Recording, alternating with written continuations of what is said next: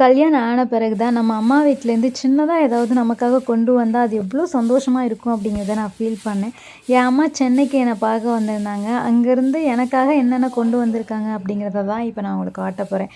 இது எங்கள் வீட்டில் இருக்க வாழை மரத்தில் போட்ட வாழைத்தாறு, அதாவது வாழைப்பழம். எங்கள் வீட்டு மரத்துலேருந்து பார்த்தீங்க அப்படின்னா கொய்யாக்காவை எடுத்துகிட்டு வந்திருந்தாங்க. அப்புறம் பார்த்திங்கன்னா மாங்காய். இது எல்லாமே நம்ம இருக்கிற இடத்துல கிடைச்சாலுமே நம்ம ஊர்லேருந்து நம்ம வீட்டிலேருந்து வந்திருக்கு அப்படின்னு நினைக்கும் போது அதில் பார்க்கும்போது ரொம்பவே சந்தோஷமாக இருந்துச்சு. அப்புறம் வீட்டில் இருந்த நெல்லிக்காய் எல்லாமே மரத்தில் இருந்து, வீட்டு மரத்தில் இருந்து தான் பறிச்சுட்டு வந்திருக்காங்க.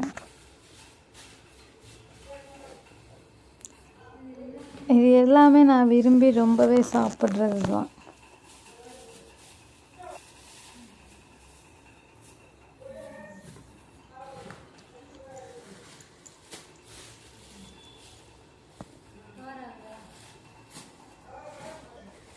கடலை, வெள்ளரிக்காய் எல்லாமே கொண்டு வந்திருந்தாங்க.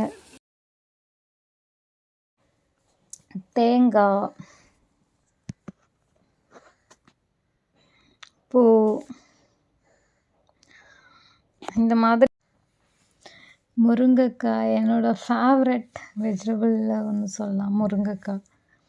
ஏன்னா வீட்டில் மரத்தில் அவ்வளோ நிறையவே முருங்கைக்காய் இருக்கும். ஸோ முருங்கைக்காய் இல்லாமல் எங்கள் வீட்டில் குழம்பு இருக்காது. அந்த மாதிரி தான் அங்கே இருந்த வரையுமே சாப்பிட்டுட்டு இருந்தேன். இந்த மாதிரி வீட்டில் இல்லை எல்லா இதுவும் கொண்டு வந்திருந்தாங்க. எனக்கு ரொம்பவே ஹாப்பியாக இருந்துச்சு. மோர் மிளகா, முறுக்கு,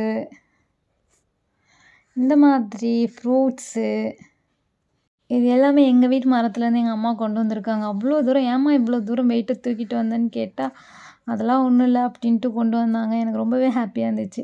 ஸோ இந்த வீடியோ உங்களுக்கு பிடிச்சிருந்துச்சு அப்படின்னா மறக்காமல் நம்ம சேனலை வந்து சப்ஸ்கிரைப் பண்ணிக்கோங்க, லைக் பண்ணிக்கோங்க. நெக்ஸ்ட் வீடியோவில் சந்திக்கலாம். பாய்.